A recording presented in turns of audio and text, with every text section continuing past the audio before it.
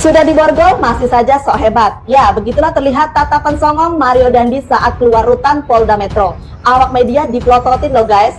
Tersangka Mario Dandi dan Shane dihadirkan dalam rekonstruksi yang digelar di lokasi penganiayaan, tepatnya di perumahan Green Permata, Ulu Jami, Jakarta Selatan. Tatapan tajam Mario Dandi tampak mengarah ke awak media. Disorot dari tatapan dan gestur tubuhnya, Mario Dandi seakan tidak ada penyesalan loh guys. Masih saja ya sok hebat. Rekonstruksi penganiayaan David, kelakuan Mario Dandi jadi bahan olok-olokan warga. Kenapa ya?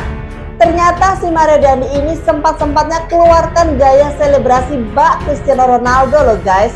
Karena tingkahnya itu, dirinya disoraki warga. Ya, silakan kamu lakukan selebrasi seperti saat itu. Begitu saat selebrasi kamu mematung untuk tampilkan dokumentasi. Ya, lakukan.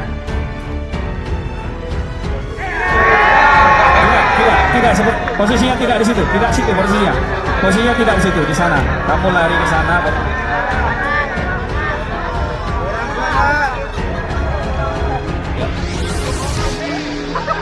Iya.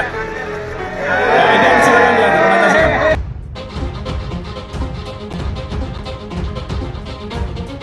Ya tadi saya katakan awalnya barangkali karena merasa di atas angin jadi relatif gampang bagi dia untuk menatap ke depan, seolah-olah dia siap untuk menghadapi situasi, akan bisa menaklukkan otoritas penegakan hukum, akan bisa lolos dari jerat hukum, tapi kemudian berbalik arah 180 derajat, sekarang tidak lagi merasa di atas angin, tapi sudah jatuh tertimpa tangga, sudah kemudian kena sanksi deras dari warganet yang tidak bisa dielakkan. Tampaknya sebentar lagi juga dia akan masuk dalam proses hukum yang juga sama sekali tidak bisa dihindari. Awalnya santai tak takut di penjara, Mario Dandi kini ngenes 20 hari ditahan belum dijenguk keluarga. Saya sebagai kuasa hukum bersama teman-teman Ansor, kami benar-benar mengutuk ya perbuatan yang dilakukan oleh para terdakwa termasuk anak berkonflik hukum AG. Kami berharap mereka diberikan hukuman yang seberat-beratnya karena kami menjadi memahami apa saja penganiayaan yang dialami oleh David ya, dari push up disuruh lagi sikap tobat, push up lagi sikap tobat, ditendang berkali-kali.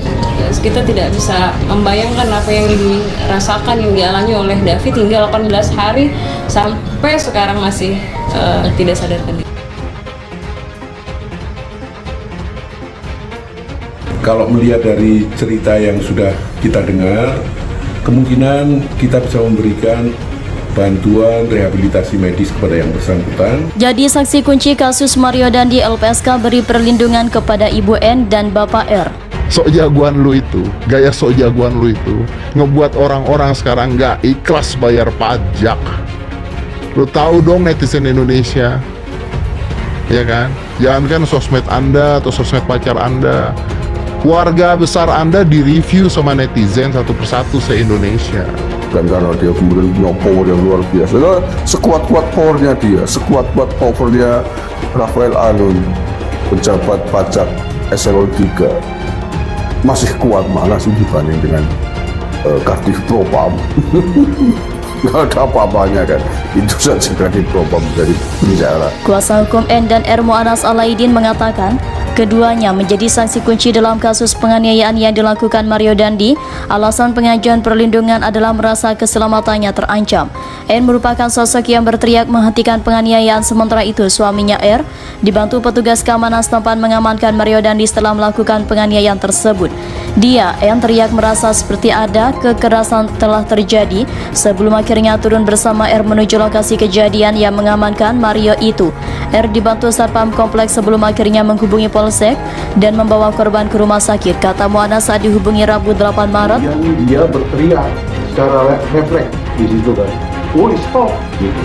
Nah, teriakan itu kemudian diikuti oleh suaminya, itu karena suaminya juga sempat melihat itu juga di sebelumnya ya, dari bapak rumahnya lantai 2. Ya. Nah kemudian dia turun ke lokasi kejadian. Nah ketika dia mendatangi lokasi kejadian, dan di situ kebetulan sudah ada dua satpam yang juga sudah memegang si korban D ini dalam posisi yang tengkurap gitu. Mu'anas mengatakan permohonan perlindungan saksi ini penting karena saksi N mengalami trauma setelah melihat kondisi mengenaskan David yang dianiaya Mario Dandi. Sementara itu, R khawatir akan keselamatan dia dan keluarganya setelah menjadi saksi kasus tersebut. N traumatik, selalu menangis kalau diminta cerita ulang soal David, butuh pendamping psikolog. Dan R suaminya jadi merasa tidak nyaman dan khawatir ada ancaman karena kasus ini, meski dirinya siap menjadi saksi untuk menerangkan yang sebenar-benarnya jelasnya. Muanas mengatakan R khawatir mengingat ayah Mario Dandi, Rafael Aluntri Sambodo, merupakan mantan pejabat Ditjen Pajak Kemenkeu. Dia menduga semua hal bisa dilakukannya untuk meringankan hukuman anaknya. Dikiranya dunia ini masih seperti dulu. Dikiranya uang bapaknya akan mampu menyelesaikan semuanya. Yang ada di pikiran otaknya itu pasti seperti itu. Dia tidak tahu siapa Verdi Sambo setelah Kadif Propam menjadi polis hukuman mati, nggak tahu dia. Lembaga Perlindungan Saksi dan Korban LPSK menyetujui pemberian perlindungan kepada 2 saksi kunci dalam kasus penganiayaan yang dilakukan anak ex-pejabat pajak Mario Dandi Satrio 20 tahun kepada David Ozora 17 tahun. Insiden tersebut terjadi di Kompleks Perumahan Permata Hijau Pesanggerahan, Jakarta Selatan. 2 saksi kunci tersebut adalah saksi N dan saksi R, suami istri yang merupakan orang tua dari teman David. Ibu N merupakan orang yang pertama kali memergoki Mario dengan melakukan penganiayaan terhadap David pada Senin 20 Februari 2023 lalu. Permohonan keduanya diterima dan diberikan perlindungan oleh LPSK.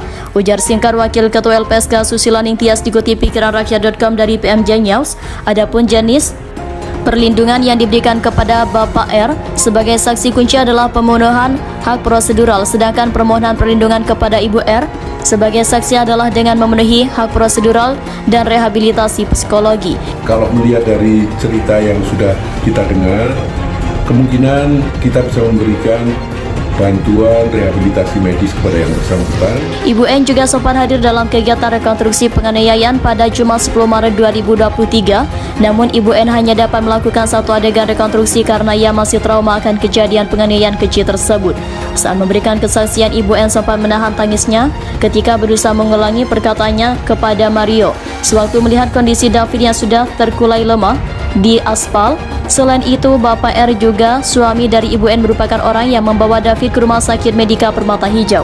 Akan tetapi hingga artikel ini ditulis belum ada informasi lebih lanjut mengenai alasan ataupun pertimbangan-pertimbangan yang membuat LPSK menyetujui pemberian perlindungan terhadap saksi kunci Ibu N dan Bapak R. Pelaku, saya tanya, siapa kamu?